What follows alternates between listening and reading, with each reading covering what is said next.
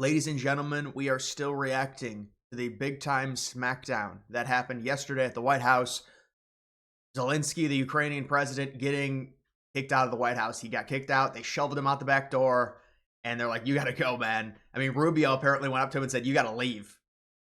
After they had the little spat where it was Vance, Trump, and Zelenskyy all there together, along with others, people within the Trump cabinet. And we're going to talk about what does this mean. Zelenskyy, there's reports he's on his way back to Ukraine. There's no minerals deal right now. You've got all of the European leaders coming out in support of Ukraine. This is something that I'm not surprised by. It's like they all tweet the exact same thing. Zelenskyy says thank you to everyone for all the support, because I guess a lot of the European leaders probably not too happy with what went down in the White House, whether or not they think Trump is at fault or Zelenskyy is. From what I have seen, there will certainly be the liberal side of it, and liberals are just not going to like Trump. No matter what Trump does, they're not going to like it. It is what it is. The important stuff is I've seen independent people and people that previously were pro-Ukraine saying what Zelenskyy did was not professional. His conduct throughout the entire 43 minutes together, because it was the last 7 minutes that went viral. It's really like 2 minutes that went viral, but the 43 minutes that they were all together, Zelenskyy was not acting proper. And he even called JD Vance a bitch in his own language. And it's not acceptable. And so this is very important. This is what Trump said. You can see this was yesterday, probably around 5 o'clock in the afternoon in DC, outside of the White House.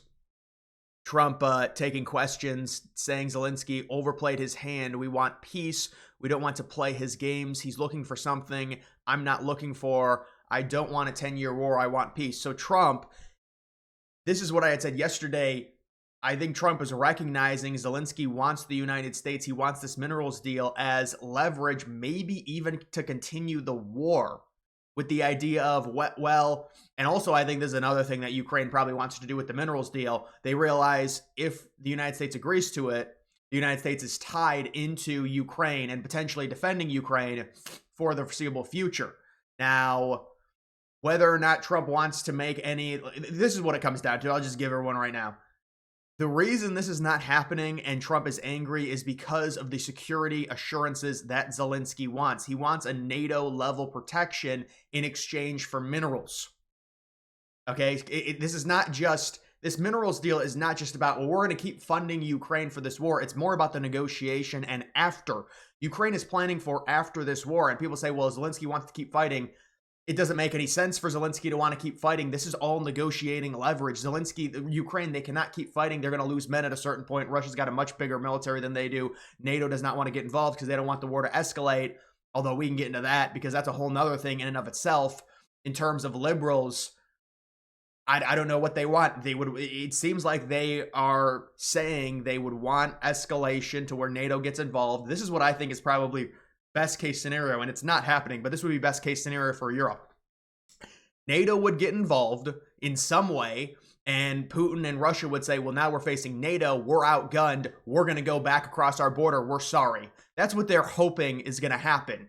That requires a crazy amount of risk that Trump cannot take, because Trump was put into the White House to end this war. When you're talking about escalating it with NATO, because again, if you're talking like, if you don't think the war should end or you think Russia should go back across their border, the only way that happens is through some type of proxy leverage to where it would be like Trump and NATO and it coming together. Well, the United States is NATO, it's the same, but Trump and the European countries saying, you know what, if Russia doesn't go back across their border, we're going to nuke them, or we're going to invade Russia or something like that, which obviously is escalation. And then I guess liberals think, well, Putin's just going to go back because he'd be outgunned by NATO. That is not what we want. That's not why Trump was elected. Trump was elected to end this, and there will be some annexation of the eastern side of Ukraine. And the whole idea is, and another thing that they're going to, and I'm just trying to pick off the liberal points because it's better to just do this than talk around. The other thing they're saying is, well, when it comes to Putin, how do you know he's not going to re-invade Ukraine? We saw what happened. They signed the ceasefire in 2019. There was fighting in the Donbass region, and then Putin reinvades in 2022. Obviously, that was something a little bit different. This is an actual widespread invasion of Ukraine rather than the fighting that dates back to 2014. And that's when Putin decided to annex Crimea, when Ukraine tried to make their Western turn and join NATO.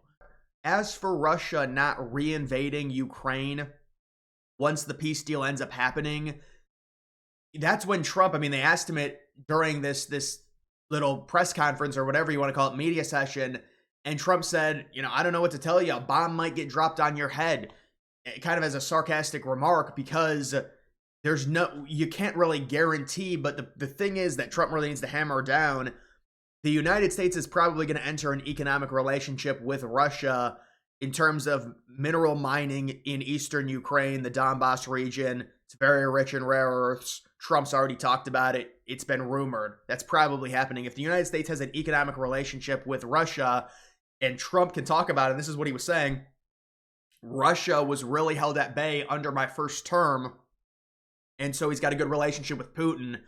Sorry, I'm trying to digest this food. But he's got a good relationship with Putin. That's something to where you wouldn't expect a reinvasion. But listen, the problem is the only way these liberals will be happy is with military escalation. That's it. That's the only way they would be happy. And it's not going to happen, so they're always going to be angry. But this whole thing with Trump and Zelenskyy, I mean, even a lot of the top people that like Ukraine, Lindsey Graham, they're all coming out there saying, well, no, Trump did a good thing. He stood up for our country. We've given them a lot of money. He came in very pompous, very arrogant. He thought he was dealing with Biden, and Trump let him know, and so did J.D. Vance. That's not what's going on here. And there was 40 minutes before that little spat, and it made people like, oh, J.D. Vance bullied him. Well, no, Zelenskyy was being really bad, and J.D. Vance got tired of it and called him out on it and said, we're trying to end this. We're done with it. What happened, the dynamic was Zelenskyy was saying, oh, yeah, we'll agree to peace, but we need some serious assurances, like via NATO protection, which is not happening. And so Trump and Vance got angry at that. It's just ridiculous. And this whole thing to where, oh, we want peace, but we want all these protections and all these demands. Well, no, you don't get to demand anything. And that's what Trump was saying. This is what's going to be happening. You're losing significant men. Your manpower is down. And they fought, they very solidly against Russia. I'll give them that. But at the end of the day, this is just the current dynamic of this. I was elected to end this, and so we're going to do it. That's why we want this minerals deal, but Ukraine has their own demands, and it's mainly based off of tying the United States to the region and making it to where the United States, if there were to be a reinvasion, defends Ukraine. That's what Zelenskyy and the Ukrainian government wants, to tie the United States into some type of pact with this minerals deal. Because you give realistically, the minerals deal should be, we've given you like $300 billion, or was it like $150 billion? In exchange, we get the minerals. But Ukraine is saying, well, you're tied to our country now, so we want you to have security within our country. Realistically, I think ideally for Trump is if there is some type of deal, it would be the European countries securing Ukraine rather than the United States. Trump has made it known outside of Israel that he wants the foreign interference to stop. And this is look at what's happening with Taiwan. He's saying, we'll help Taiwan maybe if they give us stuff. He's saying, we'll help Ukraine maybe if they give us stuff. This minerals deal has to happen for Ukraine. They have no other choice. They need the United States on their side. That's why Zelenskyy came out in a statement last night and said, we still want to do the minerals deal. Please, can we do it? You can see this right here. This just goes to show you it was at a 96% chance there was going to be a minerals deal before April, and it's down to a 45% chance. And I do think one is going to happen, but Trump said no, right now it's off the table. Maybe Trump realizes he's got the American people on his side and demands more. There's going to be a renegotiation period for the minerals. But the problem is this deal, it requires, and listen, this is what the deal was going to be. The deal was going to get done. At least we think it was, because they had the whole room. The East Room was ready. They were going to do it. What are the security assurances the United States is going to be giving to Ukraine in this deal to extract the minerals? I think I think Zelenskyy wants some serious protections. And I don't know if Trump wants to agree to that. And maybe this is like, well, no, we can still do the minerals deal, but what's a renegotiation now? Now I have the public on my side. I'm going to back you in the corner, and I'm going to get more minerals, and we will not be tied to defending Ukraine. But ideally, if you have an economic relationship with Russia, there wouldn't be a reason for Russia to invade Ukraine.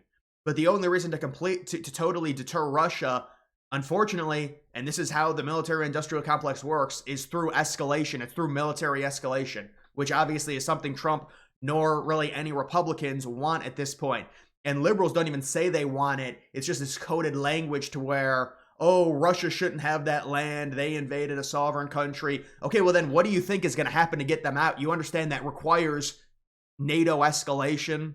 So you're going to involve NATO into that conflict with Russia. You're going to drive Russia closer to China. This is exactly what Trump is trying to avoid. That's why Trump's trying to have a good relationship with Russia, to separate Russia from China. And so this could be really good for Trump, but this minerals deal has to happen for Ukraine. It has to. They need the United States. Ukraine needs the US for leverage. And honestly, if you are a Ukrainian, you don't want to give up your minerals, but they were already having problems in terms of getting investment to even extract them in the first place. A lot of them are in very hard areas to extract.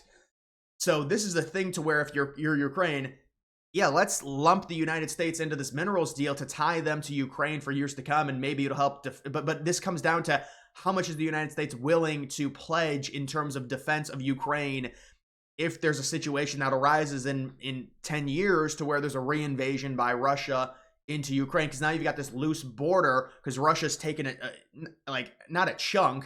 I mean, a chunk's like one half, or a chunk's like a third.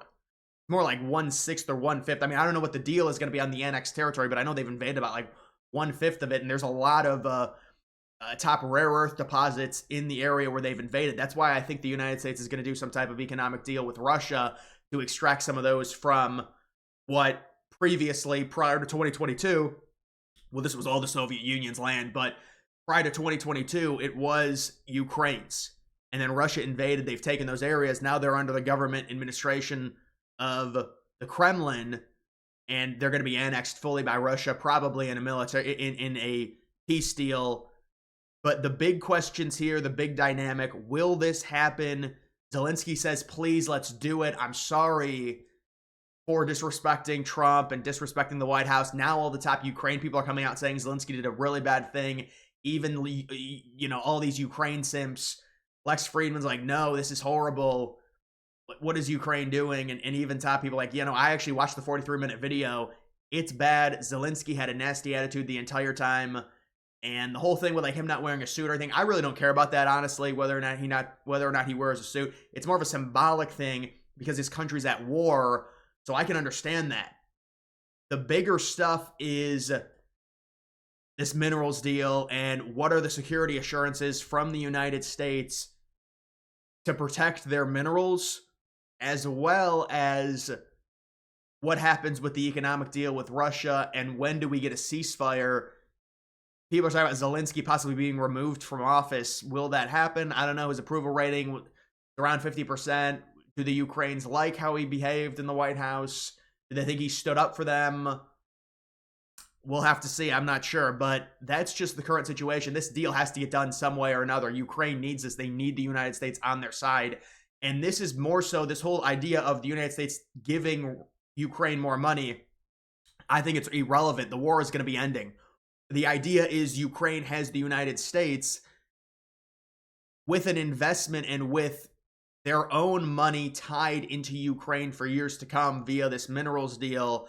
I'm guessing Trump probably wants minimal involvement other than the extraction of the minerals to give the United States their money back for the 9-figure investment the U.S. has made into Ukraine to help them fight this war against Russia. But it's probably going to be about 1/6, maybe 1/5 of the territory. I mean, now it's like 1/6 of the territory annexed by Russia. It's the eastern regions, and the question is, what are the assurances that NATO gives Ukraine, if any? Because there's going to have to also be an agreement. This is what Russia wants. Now, there's a negotiation. Maybe they won't end up getting it. I don't know. But there's a negotiation, and Russia will want Ukraine to not join NATO for the foreseeable future. And again, that's a part of a negotiation. So that's just the current situation. Zelenskyy trying to get back on Trump's good side, saying, I'm sorry. It is, I mean, that's what he said like multiple times. He went on Fox News. He tried talking about it. I think, he's got some broken English. He was trying to say, I'm sorry for everything that happened, and he still wants to do the minerals deal. There's been reports, he doesn't want to do the minerals deal. Now Trump doesn't want to do the minerals deal. There has to be a deal for Ukraine to still have any leverage against Russia. So there's going to have to be some type of deal. And what that'll end up being depends on maybe a renegotiation if the Trump administration now views, because of what happened in public, as a chance to maybe get more out of this negotiation from Ukraine. Because now they have even a stronger foothold when you have the Americans now galvanized and saying Zelenskyy is not grateful, we shouldn't fund them at all. Well, now Trump can say, no, we'll still fund you, but we want more minerals, or we're going to give you less assurances, or something like that. So you have to wonder, is there a renegotiation? Because this was already worked out. It was going to happen. They had everything ready. So is there going to be a renegotiation now? Is Zelenskyy even going to be involved in this? Are they going to try and impeach him? We'll have to see. I personally don't think they're going to impeach him, but there's going to have to be a cooling off period here over the next few days, and then maybe something gets agreed upon and we get into a ceasefire agreement, and then there's a peace negotiations. Either way, guys, that is going to do it for this video. Make sure you follow me on X. Link to that's always in the description.